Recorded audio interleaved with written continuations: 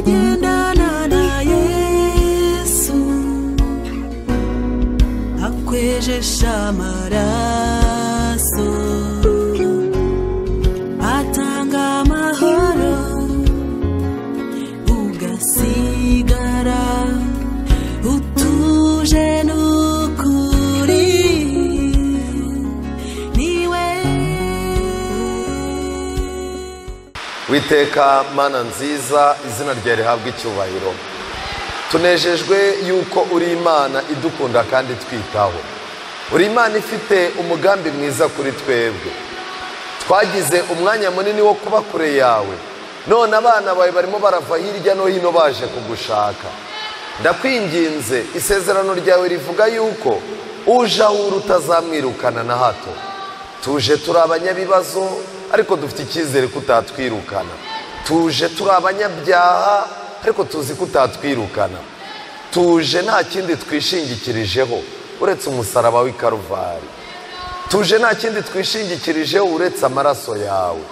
Reka utubere ubwishingikirizo bwizewe, kandi ibyiringiro dufite ntibizabe iby'ubusa, kuko ni wowe twiringiye.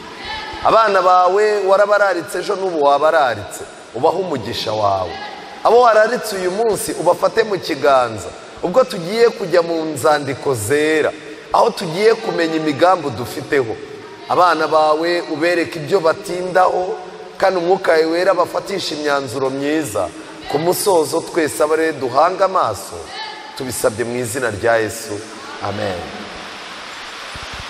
Uyu mwanya dufite icyigisho cyiza gifite insanganyamatsiko ibaza ngo umuntu ahagaze angahe ku isoko ry'igura n'igurisha. Ku isi habaho amasoko yo kugura no kugurisha. Muri ayo masoko ibicuruzwa rimwe biteshwa agaciro, ubundi bigahabwa agaciro. Ndagira ngo twinjire muri Bibiliya yera, niho turi bumenyere imigambi y'Imana ku muntu. Iyo turebye mu gitabo cy'Itangiriro, Itangiriro igice cya mbere tubona umugambi w'Imana wo kurema. Igice cya kabiri tubona Imana ibwira umuntu ibyo agomba kwitondera. Igice cya gatatu tubona umuntu aganira n'inzoka, inzoka ikamushuka. Kandi igihe Adamu na Eva bumviraga Satani bahuye n'ikibazo, kubera ko Adamu na Eva Imana ibarema yari yabahaye ibintu bigeze kuri bitatu. Nimureba mu Itangiriro igice cya mbere umurongo wa 26 kugeza ku murongo wa 28, muri busange Imana yaremye umuntu mu ishusho yayo. Iyo yari impano idasanzwe. Icya kabiri, Imana yahaye umuntu ubutware. Icya gatatu, Imana yari yahaye umuntu umugisha. Icya kane, Imana yari yahaye umuntu kororoka. Kandi nimureba neza muri Edeni, Bibiliya itugaragariza ko umuntu yaganiraga n'Imana imbona nkubone. Icyaha kije, ibyo bintu byose cyabikuyeho. Ubutware bwa Adamu bwaratakaye. Icyaha cyatumye ubwiza bw'Imana bubavaho. Barangije birebye bavumbura ko bamaze kwambara ubusa. Isano hagati yabo n'Imana yarangiritse, n'isano hagati yabo n'ibyaremwe yarangiritse. Kubw'ibyo rero ikinyoma kimwe Satani yabwiye Eva nawe akajyana Adamu mu igare. Icyo kinyoma cyasize ibintu byose byamaze guta umwanya wayo. Bibiliya iratangaje.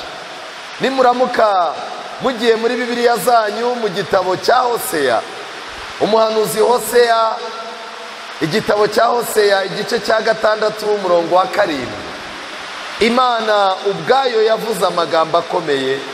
Igice cya 6 umurongo wa 7, Hoseya: ariko bishe isezerano nka Adamu, niho bamemukiriye. Adamu icyaha gikomeye yakoze ni ukwica isezerano yari yagiranye n'Imana. Imana yagombaga kumubera umwami, nawe akayibera umukozi. Imana yagombaga kumubera umubyeyi, Adamu akayibera umwana. Imana yagombaga kumubera amaso, Adamu akayiyoboka. nubwo adamu yari afite ubutware yagombaga kumvira umutware w'isi n'ijuru. Imana ikurikije icyizere yari yagiriye adamu yamuhaye ibintu byose ibishyira munsi y'ibirenge bye. Adamu Imana ngo yenze kumugira nk'abamarayika haburaho akantu gatoya, ariko byarangiye iri somo ryo muri Hoseya rigaragaza ko Adamu yishe isezerano yagiranye n'Imana, ndetse arangije Adamu yahemukiye Imana. Dushobora kwicara tukavuga tuti Adamu ntago yanyurwaga. Umuntu wabanye n'Imana ikamuha Edeni, Imana ikamuha ibintu byose, ubundi kiriya giti yagishakagamo iki? Ariko si rimwe si kabiri natwe uko twicaye hano twabaye nk'umubyeyi wacu Adamu, twahemukiye Imana, kandi hari amasezerano twagiye tugirana n'Imana twishe. Hari amasezerano twasezeraniye Imana mu bihe bibi, mu bihe by'intambara, mu bihe by'uburwayi, mu bihe by'ubukene, mu gihe umuntu yabuze umutekano w'umutima. Hari aho twagiye tubwira Imana tuti Imana ndagusezeraniye. Hari amasezerano twasezeraniye Imana kuri Yorodani, igihe twamanikaga akaboko tuvuga ngo ndagushaka mukiza we, ndagushaka rwose ungeze kuri Yorodani ume no kugira gute no kuyambuka. Twamanitse akaboko kuri Yorodani turahirira Imana. Reka mbabwire, kwica isezerano ridakuka ni kimwe mu bintu bizatuma Imana irimbura isi. Rero nagira ngo turebe isoko byagenze gute. Adamu kwemera gushukwa na Satani, Adamu yarigurishije we ku giti cye. Adamu yarigurishije ku giti cye, Satani arangije aramugura. Igihe Satani yamuguraga rero, Adamu nta kintu na kimwe yasigaranye, byose byabaye ibya Satani. Mu magambo make, Yesaya 52:3 Bibiliya iravuga ngo kuko Uwiteka avuze ngo mwaguzwe ubusa, nanone muzacungurwa ari nta feza mugize gute utanze.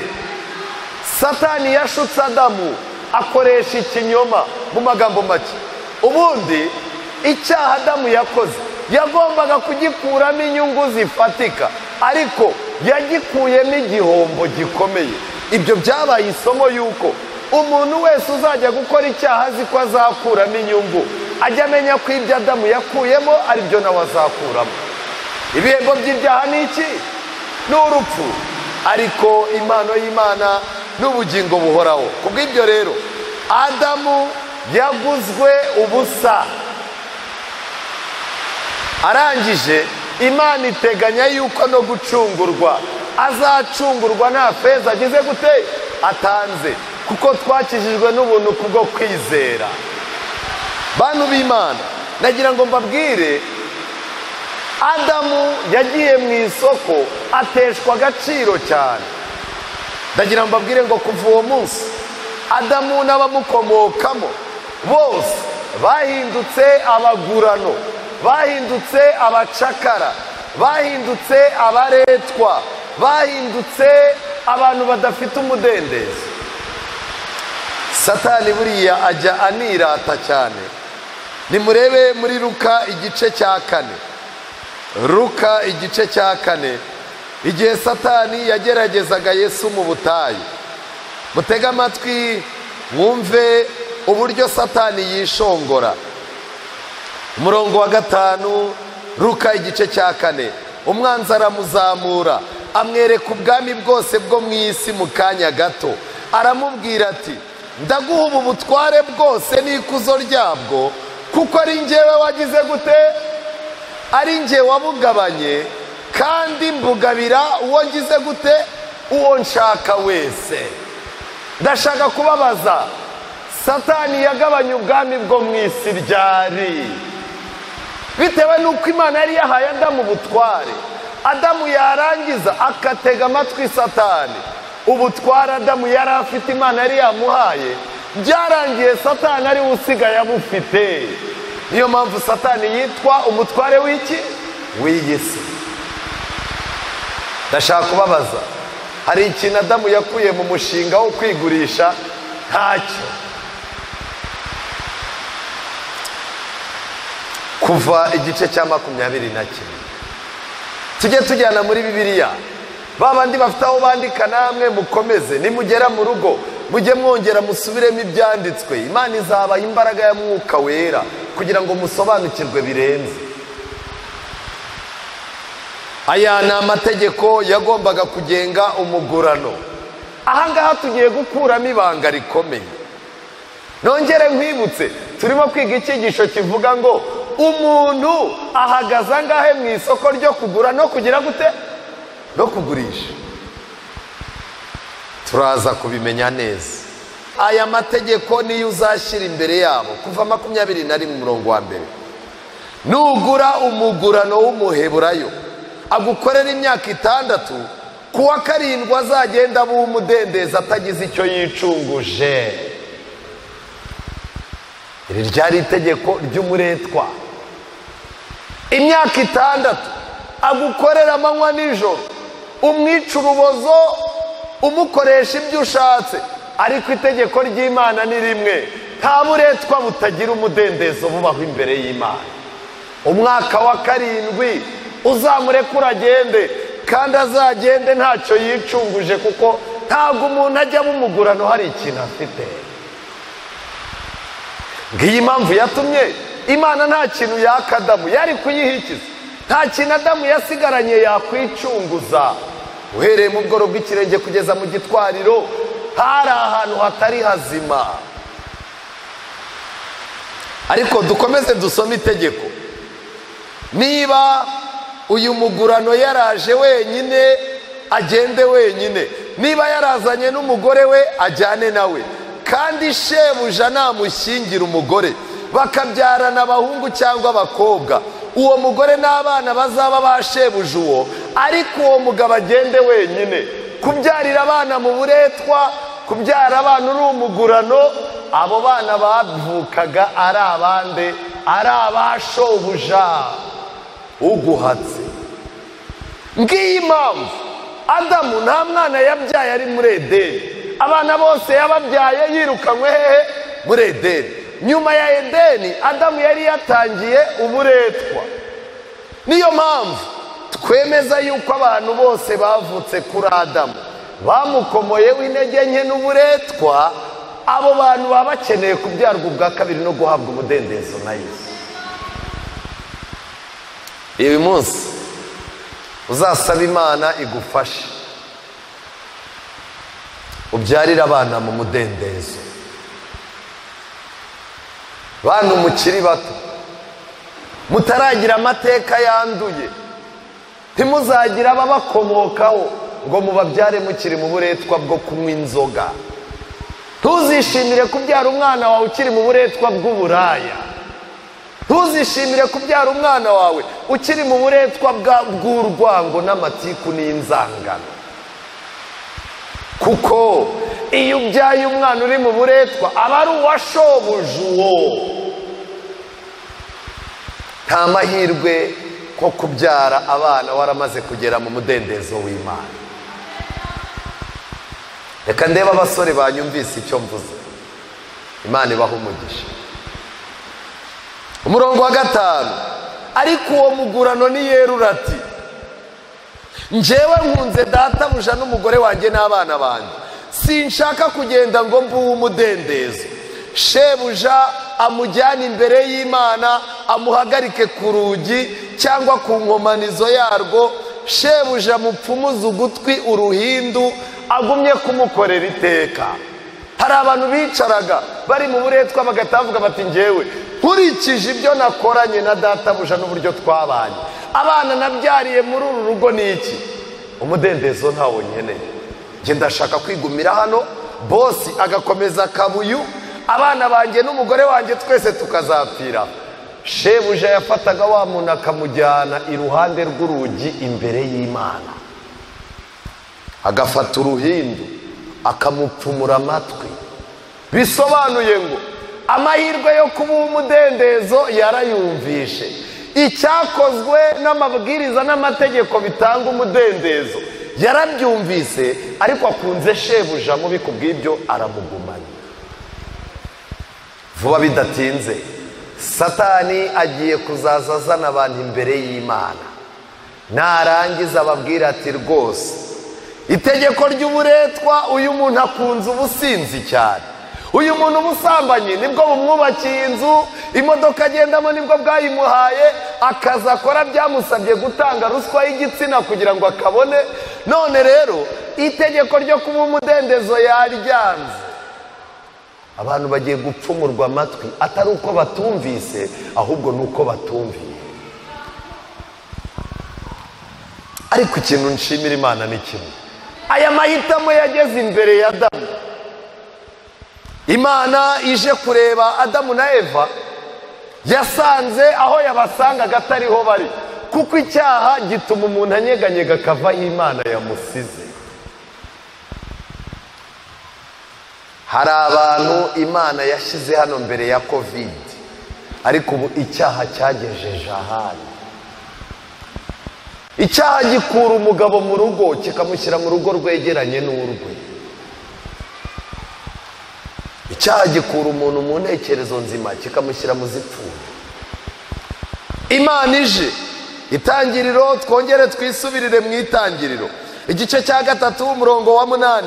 Bumva imirindi y'Uwiteka Imana igendagenda muri iyo ngobyi mu mafu ya nimunsi. Wa mugabo n'umugore we bihisha hagati y'ibiti byo muri iyo ngobyi amaso y'Uwiteka Imana.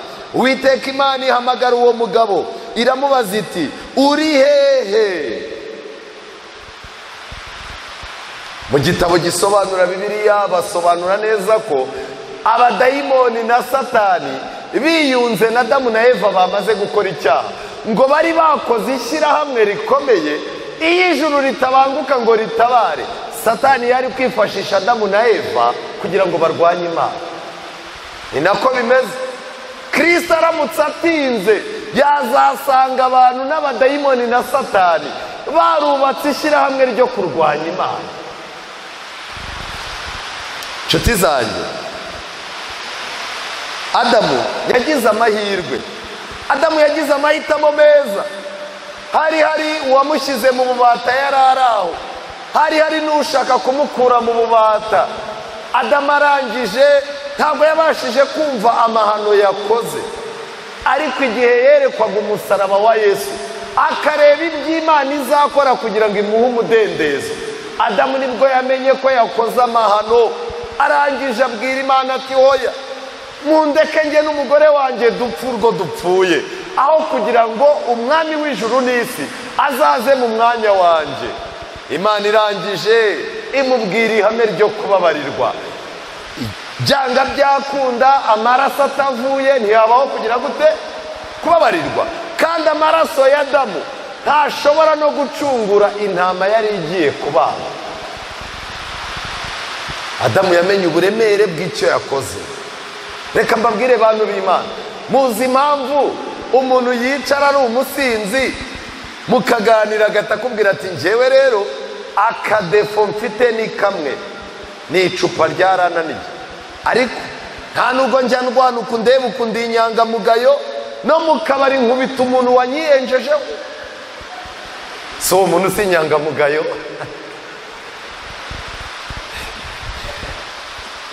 Na hano mu rusengero tuba tubafite, mukaganira akakubwira ati nubwo ndi mubi ariko sindi nka kanaka. Buriya uzi ko hari ibintu kanaka akora nkumirwa, hari ibintu by'ibyaha harimo gukora ubu naretse muri za 90. Iyo umuntu arabutswe icyo Imana yamukoreye muri Kristo Yesu, nibwo mumenya ububi bwacu. Ntabwo wamenya ko uri mubi uteretswe filime y'umusaraba wa Kristo n'urupfu rwe. Kuva 21:32 itegeko ry'umugurano ryavugaga yuko umugurano agomba guhagarara amafaranga ngahe ku isoko. Umurongo wa 32, inka niyica umugurano w'umugabo cyangwa w'umugore. Ariko ikintu cyanangaje ni kimwe, mwari muzi ko uburetwa nta muretwa w'umugabo cyangwa umuretwa w'umugore ubaho, bose baba bari mu gatebo kamwe. Reka ngire ikintu mbabwire. icyaha cyaraturinganije, ni nayo mpamvu n'umusaraba nawo waturinganije. Abagabo benshi usanga dufite ibitekerezo bipfuye. Ejo bundi naganiraga n'umuntu arangije arambwira ngo erega buriya ngo abagore ngo ni bakuru b'abana. Ariko reka ngira ikintu mubwira, utekereza ko Imana yarebye umuntu mubana imuguha ngo akubere umugore, uzi ikintu uwo muntu ashinzwe? Ababiri baruta umwe, kuko umwe yaguye undi agira gute? Ntabwo Imana yapfuye kugusondeka, ntabwo yagusondetse. Umugurano w'umugabo n'umugore babaga bareshya, niyo mpamvu Kristo amaze kuzahamura umuntu no kumucungura yabahaye agaciro, nanone arabareshyeye. Ariko ikintu kibabaje, uburinganire Bibiliya n'umusaraba byazanye bunyuranye n'uburinganire mwirirwa mubona ku mateleviziyo n'amaradiyo n'ibinyamakuru. Biranyuranye cyane. Uburinganire tubona ku maradiyo n'amateleviziyo n'ibinyamakuru ni iki? Ni uburinganire abantu bumva nabi bikarangira abagore babaye ibishegabo mu ngo zabo. Inka niyica umugurano w'umugabo cyangwa w'umugore, nyirayo azahe shebuja w'uwo mugurano shekeri z'ifeza 30, nibarangiza bicisha iyo nka amabuye. Umugurano yabaga ahagaze ibiceri 30. Ariko uburyo Kristo yadukunze, Adamu, ni ukuvuga ngo Adamu ku isoko yari ahagaze ibice by'ifeza 30. Ariko Kristo yaremeye ajya mu mwanya wa Adamu. Igihe Yesu yari agiye kubambwa muri Matayo 26:15, abatambyi baricaye baravuga bati tuzabona Yesu gute? Basanga Yuda agatima ke gahengamiye ku gushaka amafaranga. Buriya ikigeragezo cyose kiza kireba aho duhengamiye muri iyo minsi. Iyi kigeragezo kije kigasanga uhengamiye kutanezezwa n'ubwiza bw'umugore wawe, Satani azana umukozi usa neza kurusha umugore wawe. Aho ukorera ujya kubona ukabona bangaje umukozi wirekura urusha umugore wawe ubwiza. Si uko aba amurusha ubwiza, ahubwo Satani aba yarakwisha amaso, kubera ko uhengamiye kuri ka kantu k'irari ry'ubusambanyi. Birangiye ugiye. Yuda muri iriya minsi yari ahengamiye ku nyota y'ifaranga, ahantu amafaranga hose yava. Yuda yari yarahiye ko aho amafaranga yava hose yiteguye kuyarya. Abatambyi baramwegera baramubwira ati ko dushaka umwami Yesu. Yuda akubitira kuri ya nzara y'amafaranga, arababaza ati mwami iki nka mubagenzereza? Bamugerera ibice by'ifeza 30. Kristo yagiye mu mwanya wa Adamu. Kugeza uyu munsi, nyuma y'uko Kristo aguzwe ibice by'ifeza 30, umuntu yahawe agaciro. Nta muntu ukwiye kwisubiza kuri iki giciro giciriritse ku isoko. Imana ikeneye abagabo batagurwa ntibagire gute? Ntibagurishwe. Hako birababaje n'ubu, umuntu arimo arabona umukobwa mwiza ufite Bibiliya, yarangiza akamwaka nimero, akamwoherereza mobile money 10,000, ubukurikiye 30, ubundi yarangiza 100, yarangiza akamubwira ati ndashaka ko tuganira. Harimo ziko turimo turata agaciro cyane. Satani arimo aratesha ikiremwa muntu agaciro kugira ngo ateshe agaciro icyo Kristo yakoze. Kristo yagiye ku kiguzi cyacu kugira ngo natwe tujye ku kiguzi cye. Amen. Ariko ubu hariho indaya za 200.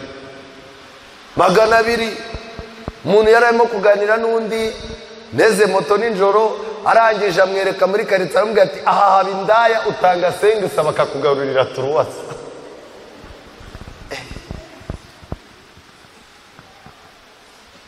Umuntu imbere yawe ubona umuntu ahagaze angahe ku giciro cy'isoko ry'igura n'igurisha, kugeza ubwo umuntu aguha amafaranga 50,000 ukagenda ukica umuntu agapfa burundu. Umugore akaza akakureba ukavuga uti ibintu by'ibyatsi, ugahindura umugabo w'abandi ikigoryi.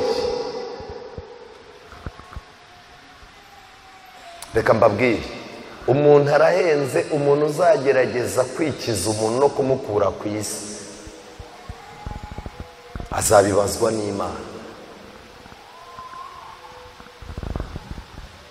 Ibice by'ifeza 30 Yesu yabidukuyeho. Yesaya 50 ibihanura imibabaro y'umugaragu w'Uwiteka. Ibi ni ibintu byasuraga icyo Kristo yagombaga kuzakorera inyoko muntu. Umurongo wa mbere Yesaya igice cya 50, Uwiteka arambaza ati, urwandiko rwo gusenda nyoko namusendesheje rurihe? Cyangwa se mubo mbereye mu mwenda, uwo nabahayeho ubwishyu ninde? Dore mwaguzwe muzize ibyaha byanyu, kandi ibicumuro byanyu nibyo byasendesheje nyoko. Ubwo nazaga, niki cyatumye ntagira uwo mpasanga? Twamaze kuhabona mu gihe Imana yazaga gushaka Adamu, aho yari isanzwe babona yarahageze irababura. Ubwo nazaga, niki cyatumye ntagira uwo mpasanga? Nahamagara hakabura uwitaba. Mbese ukuboko kwanjye kuraheze byatuma kutabasha gucungura? Amen. Ntabwo Adamu yagombaga guhungira mu gihuru, kuko Imana ni Imana y'ibambe n'imbabazi, ifite ububasha bwo gucungura. Cyangwa se nta mbaraga mfite zo gukiza? Inama y'agakiza yari yarabaye mbere y'uko Adamu agwa mu cyaha. Kandi murongo wa 4, Umwami Imana impaye ururimi rw'abigishijwe kugira ngo menye gukomeresha urushye amagambo. Murongo wa 5, Umwami Imana inzibuye ugutwi, sinaba ikigande ngo mpindukire nsubire inyuma. Ari Imana na Adamu, ninde wari kuvuga uyu murongo wa 5? Na Adamu. Ubwo Imana inzibuye amatwi ikaba impumuye, nkaba mbonye ibintu uko bimeze, ntabwo ngomba kuba ikigande ngo nsubire inyuma. Abasomyi ba Bibiliya, mwigeze mubona ikindi cyaha Adamu yakoze nyuma y'uko akora iki? Reka da, yafashe umwanzuro wa burundu wo kutazongera kubabaza Imana ye. Kandi murongo wa 6, muze kumbwira uyu urimo kuvuga uwo ari we. Ibi bintu birimo birashushanya umubabaro w'umugaragu wande w'Uwiteka. Abakubita nabategeye umugongo n'imisaya, nyitegera bamfura uruziga, kandi mu maso hanjye sinahahishe gukorwa n'isoni no gucirwa amacandwe. Uyu ninde? Ni Yesu. Kuko Umwami Imana izantabara, nicyo gituma ntamwara, nicyo gitumye nkomera mu maso hanjye hakamera nk'urutare, kandi nzi yuko ntazakorwa n'isoni. Unsindishiriza ari hafi, ninde uzamburanya? Duhagararane twembi. Umurezi wanjye ninde? Nanyegere. Uyu ninde wari kubivuga? Na Adamu amaze kubabarira. Umwami Imana niyizamagarikira, ninde uzansindisha? Ariko bose bazasaza nk'umwambaro, inyenzi zizabarya pe. Abantu badafite Imana, abantu batayishakisha, nta gaciro kabo, inyenzi zizabarya. Ariko ijambo ry'Imana rikavuga ngo urupfu rw'abantu b'Imana ni urw'agaciro mu maso yayo. Reka mbabwire kuva uyu munsi mubimenye, urupfu rwa Yesu rwaduhaye agaciro ku buryo iyo tugenda agaciro dufite ntabwo ari agaciro gasanzwe. Niyo twicaye ntabwo ari agaciro gasanzwe. Kubera iki? Twambaye Umwami Yesu, kandi Umwami Yesu arahenze. Uburwayi bwacu ni uburwayi bukomeye. Urupfu rwacu ni urw'agaciro mu maso y'Imana. Kandi n'imizuko yacu ntabwo ari imwe. Bamwe bazazukira gukorwa n'isoni, abandi bazukira ubugingo bugize gute? Buhoraho. Ntabwo abamenye Kristo n'abataramumenye bafite agaciro kamwe. Icyo Kristo yadukoreye kirahenze. Mu gitabo nahoze ndimo gusoma cyitwa Uwifuzwa ibihe byose, paje 190, haranditswe ngo buri dini yose irwanya ubutware bw'Imana yambura umuntu icyubahiro yahawe mu irema, kandi akaba agomba kukigarurirwa binyuze muri Kristo. Amen. Ikiranga idini y'ibinyoma, agaciro Kristo yahaye umuntu, ako gaciro karatakara. Ejo bundi nabonye umubwiriza wo muri Nigeria ava mu modoka ihenze abayizera be bamuguriye, yarangiza abantu bagatonda bapfukamye imigongo yabo iringaniye, babiri babiri baringaniye, yarangiza akaza abagendera ku mugongo n'igitabo, aje kugira gute? Aje kubwiriza. Ikirenge cya nyuma agikura ku muntu agishyira ku ruhimbi, abantu bagahaguruka bagakoma amashyi, umuntu w'Imana akabagize gute? Arahageze. Idini ry'ikinyoma ryose ntirimenya agaciro k'umuntu. Muzabona amadini afata abantu bakabakingirana, bagafata umuntu arwaye inzoka cyangwa se ibihaha, bakamukubita Bibiliya icyumweru cyose ngo barirukana abadayimoni. Mu minsi yashize kuri televiziyo imwe hano mu Rwanda batweretse amakuru y'umuntu yirwariye uburwayi bwo mu mutwe, bene wabo bati ni abadayimoni, ibi bintu ntibibi iwacu. Baramujyanye bamukubisa ahantu mu cyumba yagira gutya akaboko kanyeganyega. Murabizi ibyo byose biva mu bwonko. Akaboko karatengurwaga, batabadayimoni bagiye mu kaboko, bakagafata bakagashyira ku mbabura, yanyeganyeza akaguru, bati ubwo niho bimukiye. Baramutwitse. Ntabwo ndamenya niba leta itarabakurikiranye abo bantu. Cyo ni ibimenyetso by'idini y'ikinyoma, aho abantu bicisha imibiri yabo inzara kugeza ubwo umuntu waje gushaka Kristo ari muzima birangira asigaye ari igisenzegeri. Aya magambo aratangaje. Buri dini y'ibinyoma yigisha abayoboke bayo kutita ku byo abantu bakeneye. Ukaba ukeneye amafaranga yo kwishyura inzu, barangiza bakakubwira ngo jya mu butayu amezi 2. Harya uzagaruka inzu yishyuwe cyangwa nyirayo azaba noneho n'ibintu yabifungiranye.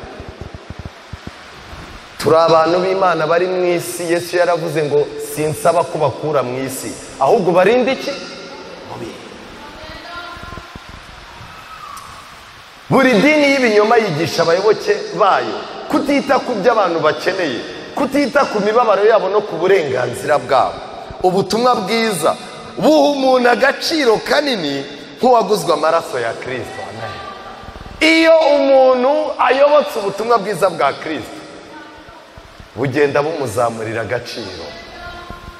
Ndakurahiye nufatira ijambo ry'Imana Bibiliya, warangiza ukizera umwami twizeye, ugafata umwanzuro wo kumubera umwana akakubera umukiza, agaciro uzakabona byanga byakora.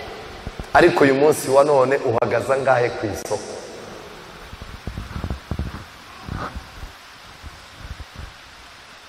Ubutumwa bwiza kandi bwigisha kwita ku byo umuntu akeneye n'ibimubabaza. Uwiteka aravuga ati nzatubya abantu b'ingume kurusha izahabu nziza. Abantu bafite umwami Yesu, bambaye umwami Yesu, bafite ibirenge bijyanwa no kujyana inkuru nziza, aba bantu bazaba bakeye. Ubu uyu munsi wa none abantu bose babaye abanyamatiku, abantu bose babaye abarakare. Kubona umuntu ushobora kugutega amatwi, muzabirebe mu gitondo muri taxi, abantu bose baba bambaye ama ekuteri n'abakecuru, bona umuntu agenda ahekenya, bona umuntu n'abarakare cyane. Wajya kubona ukabona undi arimo arirebera mu idirishya, arimo aririmbisha indirimbo z'agahinda, ndangura nkomba nkacuruza amendwa, utuntu tw'uturirimbo turimo imibabaro n'agahinda. Wamubwira ngo mwaramutse, iki ni icyayi. Abantu beza barimo barashira ku isi. Isi isigayeho abantu b'abarakare. Imana izatubya abantu. Murebe hano ku muhanda, tuhafite abasore bafite ubwanwa, bafite agatuza kuzuye amasenge, ariko abana b'abakobwa barimo baribaza ngo nzakuraho umugabo uzanyubaha nkamwubaha tukabana rugakomera. Abagabo babaye ikibazo kandi si uko babuze. Abakobwa barahari beza rwose bafite n'amasura meza, ariko urimo uribaza. Shobundi natwawe n'umumotari arambwira ati ntakubeshye, iyo ndebye abantu ntwara b'abakobwa ibintu baba barimo, nafashe umwanzuro wo kuzapfa ntashatse. Kubera iki? Abajyana gusambana, abajya gukurayo bajya ku rusengero, abakura ku rusengero ajyanaho bajya gusambana, abava mu bapfumu bagiye gukora ubukwe, byabireba ibyo bintu byose abarimo kujya gusezera abo basambanaga bagiye gukora ubukwe, yafashe umwanzuro aravuga ati ndagapfuku, nzatubya abantu b'ingume, urusengero rwuzura abantu. Ariko gukora agakorwa gatoya usange byagoranye, amatangazo avuzwa amezi 5. Ndabinginze nimusabe Imana yongere ibasubiza agaciro. Kwihana bihesha umuntu agaciro. Abaroma igice cya 7 umurongo wa 14, Paulo yagaragaje intambara y'umutima uhana na kamere y'ibyaha. Hano Paulo yavuze amagambo akomeye. Umurongo wa 14 igice cya 7, tuzi yuko amategeko ari ay'umwuka. Muvuge ngo amena. Kuko ubu dufite amadini yigisha ko amategeko ari umudayimoni. Uramubwira uti itegeko ry'Imana ry'Isabato, ati toka dayimoni. Ariko Paulo yaravuze ngo tuzi yuko amategeko ari ay'iki? Ari ay'umwuka. Ni ikinyoma gikomeye kuvuga yuko utitijwe n'umwuka, kuvuga yuko indi murimo kuvuga ari iz'umwuka, ariko amategeko y'Imana 10 yose ugashyira ku ruhande. Ni ikinyoma. Ukuri ntabwo kuri muri wowe. Tuzi yuko amategeko ari ay'umwuka, ariko njyewe ndi uwa kamere, ndetse naguriwe gutegekwa n'ibyaha. Paulo yarabyemeje yuko yaguzwe kera. Igihe Adamu yagurwaga, natwe twaraguzwe. Niki kiranga umuretwa?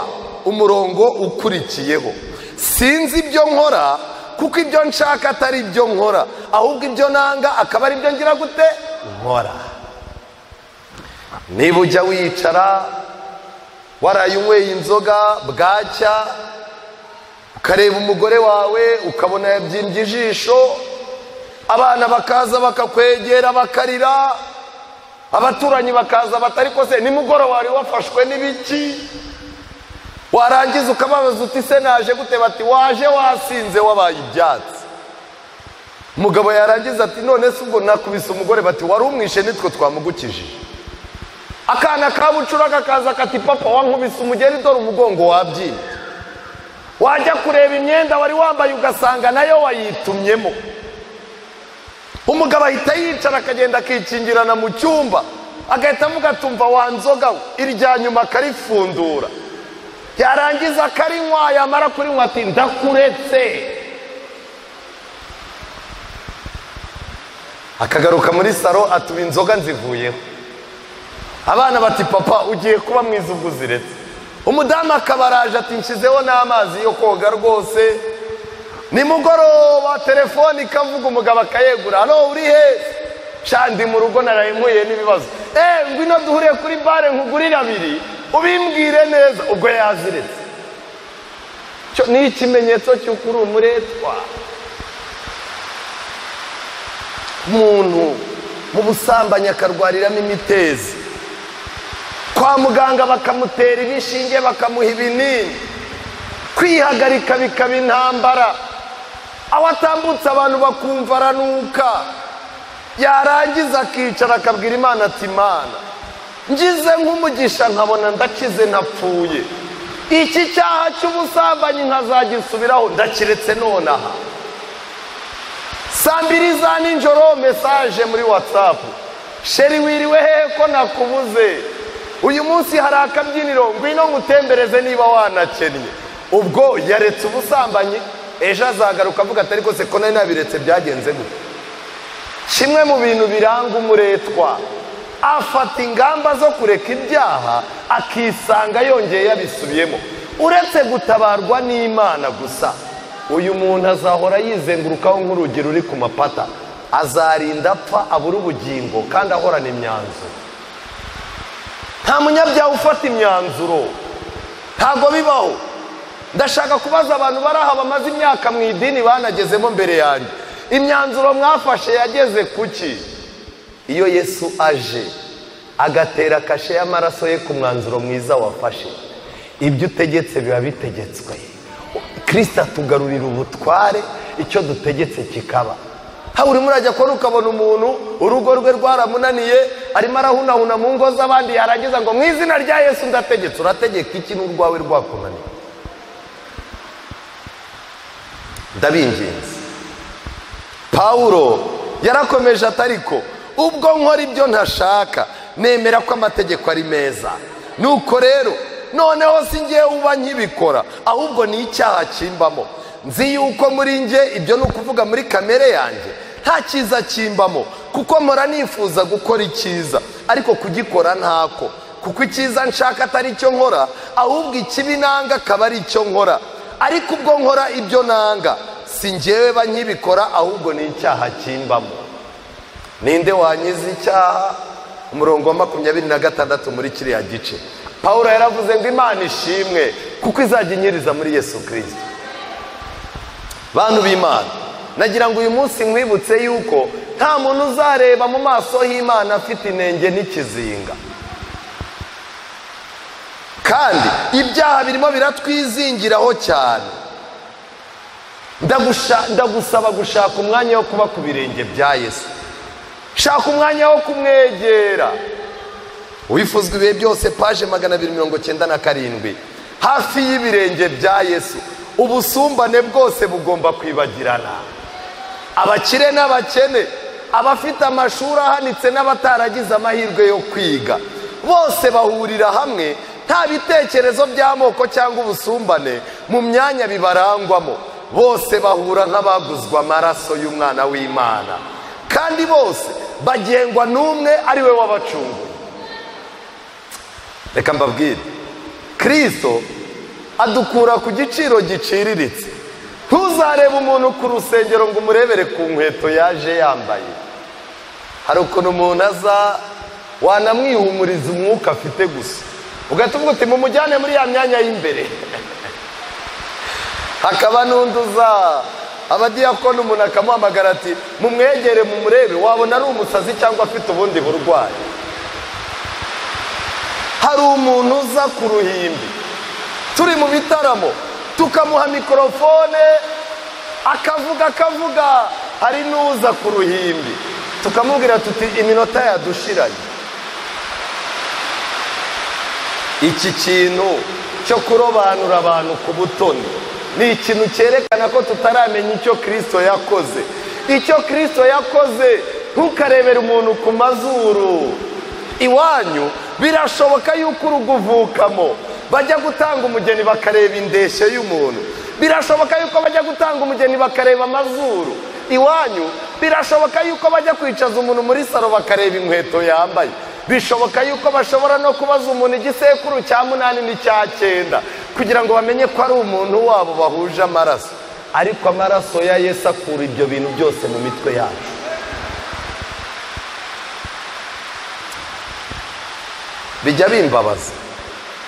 Bijya bimbabaza iyo ubukwe bw'abana bacu bwicwa, ugasanga umudamu ni umudiyakonikazi, umukuru we ni umukuru w'itorero, umwana wo ku rusengero yakundanye n'umwana wabo ku rusengero, ariko barangiza bati banza umenye aho avuka atazakunigira mu buriri.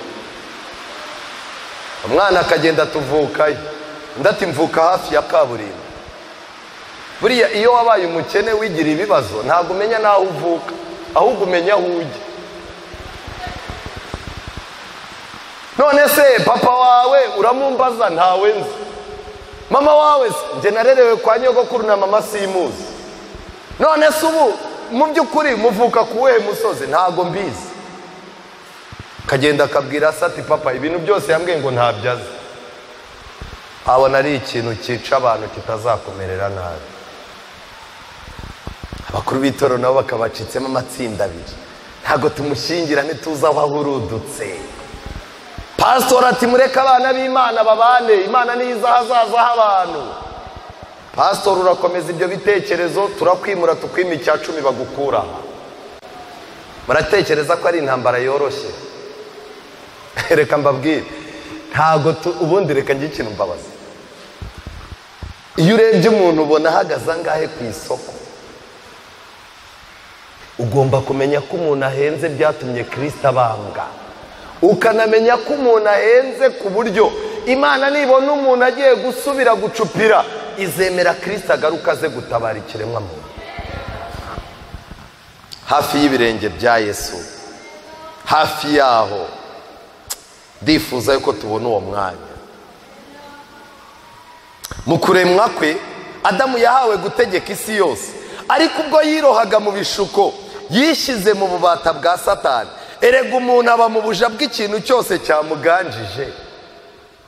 Ubu hano hari abaja ba telefone, hano hari abaja b'inzoga bicupa, hano hari abaja b'amoko, hari abaja ba televiziyo. Buri muntu wese ikintu uzabona cyagutwaye umwanya w'Imana, uzamenye ko uri umuja wacyo, kandi ugomba kuba umudendezo mu izina rya Yesu. Umuntu amaze kuba imbohe ya Satani, ubutware yari afite bwafashwe n'uwamwigaruriye. Aya magambo ari mu Bakurambere n'Abahanuzi paje 36. Umuntu amaze kuba imbohe ya Satani, ubutware yari afite bwafashwe n'uwamwigaruriye. Isi yari yahawe gutegeka yari ihera ko ibi ya Satani, nuko Satani ahinduka imana y'iyi si. Ariko Kristo kubw'igitambo cye yishyuye igihano cy'icyaha kitajyaga gucungura umuntu gusa, ahubwo n'isi yose yaroretswe no gucumura kwa Adamu ngo isubizwe uko yahoze imeze mbere. Ibintu byose rero byari byarazimiye kubera Adamu wa mbere, bizongera kuboneka kubera Adamu wa kabiri. Amen.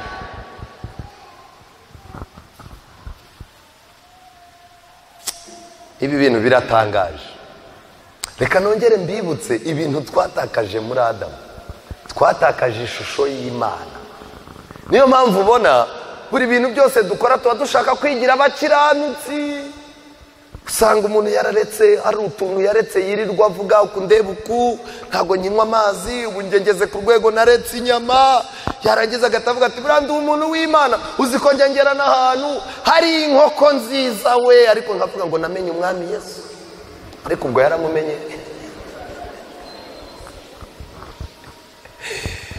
Ni gute umuntu agera ku cyapa cya Mitsingi akamenya ko ikonje kandi iryoshye, kandi yaramenye umwami? Pawulo ati byarinda mu yanjye byamindukiye iki, ndetse byambereye nk'amase. Umuntu ukamucokoza, yarangiza atari nka kera mba ngukuye amenyo nuko Yesu yanciye amaboko. Ubwo yarayaciye? Ntabwo yayaciye. Kwibomba rikakwegezwayo tukambika ubwiza bw'Imana. Muri Kristo twagaruriwe ishusho y'Imana, muri Kristo twagaruriwe ubutware. Iyo Yesu akurimo, yego yawe iba yego, hoya iba hoya. Ariko Yesu ataragera mu mutima wawe, umuntu araza akagusaba ko mukorana icyaha, uti hoya. Yakohereza amafaranga yagutwara gukura kuri kaminuza inshuro 20, agutwara mu modoka nziza, ugenda upepera inkandagira bitabo zindi. Yego nyuma y'amezi 5 cyangwa 2 ihinduka oya, cyangwa oya igahinduka yego. Ariko Imana igiye kutugarurira ubutware. Imana irongera ikaduha umugisha. Ubu hari abantu birirwa bijundika abaturanyi babo, yandogeye iseta, yandogeye urugo, nta mafaranga mperuka, uyu mugore yazanye inyatsi. Byahehe? Iyunge n'Imana iguha umugisha, iguhindura umugisha. Ikindi kintu abantu batakaje ni ukuvugana n'Imana. Ariko iyo umaze kwakira Yesu, urapfuka mugasenga, ugasoma ibyanditswe mu byanditswe, ukumva Imana murimo muraganira. Ikindi kintu twatakaje ni Edeni. Icyaha cyatumye dutakaza Edeni. Ariko uyu munsi wa none iyo umenye umwami Yesu, urugo rwawe Yesu akarubera umuyobozi, ruba fotokopi ya Edeni. Kandi igihe Kristo azagaruka, ingo zimeze gutyo nizo zizimurirwa mu ijuru, kandi tuzagarurirwa Edeni twagize gute? Ndanezerewe cyane muri uyu mugoroba kugira ngo mbabwire yuko icyo Yesu yavuze mu gitekerezo cy'umusamariya mwiza ari cyo yadukoreye. Mwese igitekerezo cy'umusamariya mwiza mwaragisomye. Hariho umuntu wamanukaga, wazamukaga ajya he? Twajyanye muri Bibiliya, tujyane muri Bibiliya igitekerezo cy'umusamariya mwiza. Aya magambo narayakunze cyane. Nimureba neza Yesu hari impamvu yaciye uyu mugani. Ese ni ukubera iki? Hari urwango mu bantu, kandi hari ikibazo gikomeye mu buzima bw'abantu n'imibanire yabo. Luka igice cya 10 umurongo wa 20 wa 30 abariho mpera. Yesu aramusubiza ati, hariho umuntu wavaga i Yerusalemu amanuka i Yeriko, agwa mu gico cy'abambuzi, baramwambura baramukubita, barigendera bamusigasigajeho atagapfa. Nuko umutambyi amanuka muri iyo nzira, amubonye arakikira arigendera. N'umureba wahageze nawe abigenza atyo, amubonye arakikira arigendera. Ariko umusamariya wari mu rugendo nawe amugeraho, amubonye amugirira impuhwe, aramwegera amupfuka inguma, amwomoza amavuta ya elayo na vino, amushyira ku ndogobe ye, amujyana mu icumbi ry'abashyitsi, aramurwaza. Bukeye bwaho yenda idenariyo 2, aziha nyir'icumbi ati, umurwaze, kandi ibyo uzatanga byose birenze ku byo ngusigiye nzabikwishyura ngarutse. Amen. Itegeko rya Yesu ni rimwe, umurwaze nzaguhemba ngarutse. Muri iri torero hari abantu dufite ureba ukayoberwa, ukibaza uyu muntu ibyo yajemo arabizi, ariko Yesu agaha itorero itegeko, ni mu murwaze kugeza igihe nzagarukira. Hari ababyeyi bafite abana babacanze, babananiye, ku buryo umubyeyi yicara akavuga ati, rwose uyu mwana wagakubitwa n'inkuba we ntukabivuge. Rwaza kugeza igihe Yesu azazira, kandi ibyo utanga byose azagira gute? Azabikwishyura. Iki gitekerezo mu gitabo cyitwa Ibivuzwe ibihe byose bagihuje n'ubuzima bwa Adamu no gucumura kwe n'icyo Kristo yamukoreye. Mu gitekerezo cy'umusamariya w'umunyampuhwe, Yesu yerekanye ishusho ye ubwe ndetse n'iy'umurimo we. Umuntu yari yarashutswe n'umwanzi Satani, aramukomeretsa, aramunyaga kandi aramwangiza, maze amusiga ari intere. Satani ntashobora kugusiga hari ikintu usigaranye, nta na kimwe.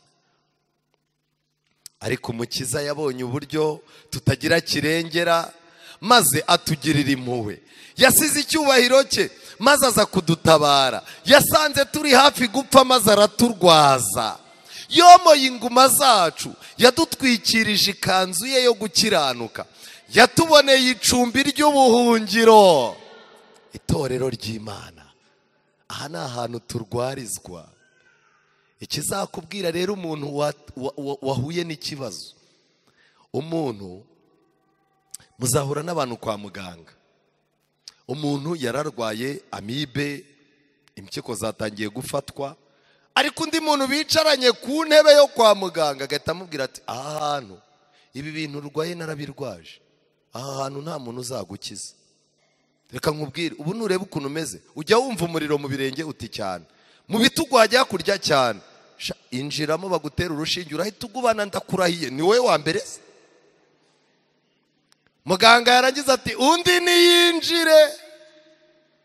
Wajya kubona ukabona umuntu ahinduye aho yari yicaye ati, bugiye ndacyabitekerezaho. Wa wundi akaba arinjiye, umuhaye umwanya, agiye kuvurwa, usigaye hanze. Uwo mwegeranye yarangiza ati, ariko ubanza unatekereza, ubundi ibi birozi byawe ni ibirengano, ni ibigurukano, ni ibiki? Erega ubwo wamaze kurogwa. Nibwo uzajya kubona ubona umuntu aratashye, si kwa muganga bagwaye ibiki? Hoya, indwara ndwaye ntabwo izavurirwa hariya. Muzajya kubona umuntu apfiriye kwa muganga, yaragarukiye ku ntebe ya nyuma ngo abonane na muganga. Muri iyi si Imana ihafite inzu yo kurwarizamo abarwayi, ariyo torero. Ariko uzahura n'umuntu akubwira ati, ndakurahiye ahangaha, aho wahakirira. Ntabwo bibaho. Ejo bundi nahuye n'umuntu ambwira ko yaretse itabi ryari ryaramurembeje, kandi yari umuririmbyi. Ngwino nkwereke gahunda, ariko kakujyana ati, hariya haba icyumba. Wageramo ugasanga barimo baratera indirimbo zo muri ADPR bazivanga n'iz'abadive. Kakubwira ati, aha niho yakiriye. Ubu dufite abantu bacitse mu rusengero, kandi abahabaciye bakigerageza no kuhaza. Hari ahantu abantu bagomba kuvurirwa. Ese mutekereza ko ubu tutarimo kunywa imiti? turimo turanywa imiti. Wirinde kujundika ikinini ngo ubure kukimira. Turimo turanywa imiti. Yatuboneye icumbi ry'ubuhungiro kandi adusigira ibyangombwa byose, atanze n'ikiguzi ku bwacu. Yarapfuye kugira ngo aducungure, yitanzeho urugero, maze abwira abayoboke bati, ibyo mbibategekeye kugira ngo mukundane. Rero ndabaha itegeko rishya ngo mukundane nk'uko nabakunze, muba ariko namwe mukundana. Niba hari ahantu ukwiye kugaragariza urukundo hambere ni hano, kuko nawe waje utari uwo gukundwa. Isomo ryacu risoza urwandiko rwa mbere rw'Abakorino igice cya 6 umurongo wa 20, kuko mwaguzwe igiciro. Amen. Nuko rero mutume imibiri yanyu ihimbaza Imana. Twaguzwe igiciro. Kristo yaratuguze, ibyasabwaga byose yarabitanze. Hagowe umuntu uzongera kwisubiza ku isoko akigurisha. Muri uyu mwanya ndashaka kureba umuntu uvuga ngo ubwo Kristo yankoreye ibyo ngibyo, nkaba nanjye ndi umunyantege nke, nkaba nanjye mutenguha, nanjye nishe isezerano nka Adamu mpemukira Imana, mvumbuye yuko nanjye ndi umuretwa. Ariko ubwo Kristo yandwaje, akaba yarifite ahantu yateguye ngo bandwaze, ntago nshaka kumuhunga, ndashaka kumwegera ngo akomeze andwaze. Wowe ushaka kurwazwa na Yesu, wowe ushaka yuko Yesu agufata mu biganza akagukomeza, wowe ushaka ko Yesu akugarurira agaciro, wowe ushaka ko Yesu akugarurira imigisha yawe wabuze, akakugarurira ishusho y'Imana yatakaye muri wowe, akongera akagusubiza ubutware, Kristo akongera akakuzamura ibitekerezo, ugahinduka umuntu ufite ibyiringiro by'ubugingo buhoraho. Ngwino dusenge. Uyu mwanya ndahamagara umuntu ubwira Yesu ngo nanjye ndi umurwayi, nteye intambwe nje ngusanga ngo ndwaze. Tambuka uze, wowe ushaka kurwazwa na Yesu, wowe urambiwe intege nke, ngwino dusenge. Ibintu byo kwihagararaho mubireke, turabaretwa. Uko wakwihagararaho kose uri umunyantege nke, ariko ijuru ryatugendereye. Muri uyu mwanya Yesu arimo aravuga ngo urashaka ko nkurwaza, ngwino nkurwaza. Bishoboka ko abantu baba barakurambiwe, bishoboka ko nawe waba wirambiwe, ariko ngwino Yesu akurwaza. Abantu babona nta gaciro ufite, ariko imbere ya Yesu waguzwe amaraso y'igiciro cyinshi. Ndakwinginze ngwino Yesu akurwaza. Hari abantu baraha agahinda kenda guturitsa umutima, hari abantu baraha ibibazo byenda gusandaza, hari abantu baraha bumva ubuzima bubabihiye, ariko Yesu yiteguye kongera uburyohe mu buzima bwawe. Ngwino Yesu akurwaze. Tera intambwe, nta mwanya wo gupfusha ubusa dufite. Imana iguha umugisha mwene data. Ibintu byose Kristo yarabitanze kugira ngo tube abantu banezerewe, ariko ababembe nibo babonye ibiryo barangije baravuga ngo ni ikosa rikomeye guceceka ku munsi w'inkuru nziza. Ntago nacecetse mbabwira ibyiza by'Imana. Nawe wirinde guceceka, ufata umwanzuro. Ndakwinginze, nguyu muti iri joro Imana yari yaduteguriye. Ese uyu muti uremera uwunywe cyangwa urapanga kuzahindura ibitaro ngo ubonane n'undi mudogiteri utari Yesu? Yesu aragushaka. Yesu araguhamagara none arakwifuza uyu munsi. Niki gituma wanga kwitaba ukayobagurika? Duhagurutse. Uyu munsi, uyu munsi Yesu araguhamagara n'imbabazi ze. Yesu arakwinginga wumva ijwi rye, mwumvire n'uyu munsi. Abamwiringira bazishima haguruka umusange uyu munsi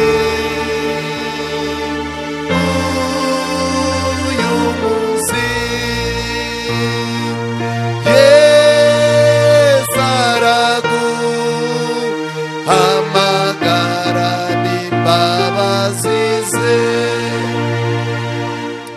Mureke dusenge. Uwiteka Mana nziza, izina ryawe rihabwa icyubahiro. Abantu baraturambiwe, isi yaraduhaze, natwe ubwacu twarihaze, ariko tugushimiye kuri Imana irwaza.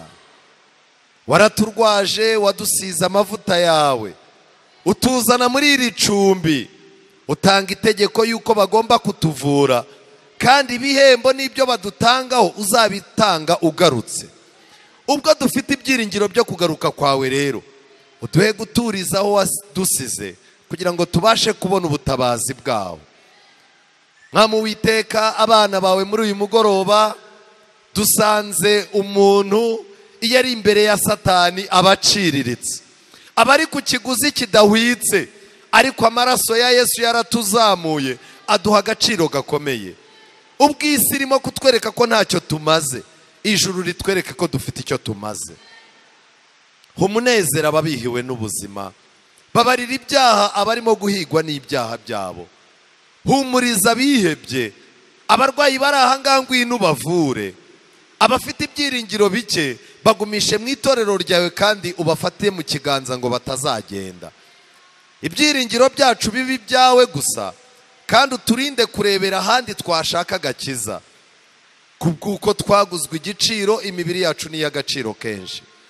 Uduhe kugira ngo ikubere insengero, tubisabye mu izina rya Yesu, amen. Tugendana na Yesu, akwejesha amaraso.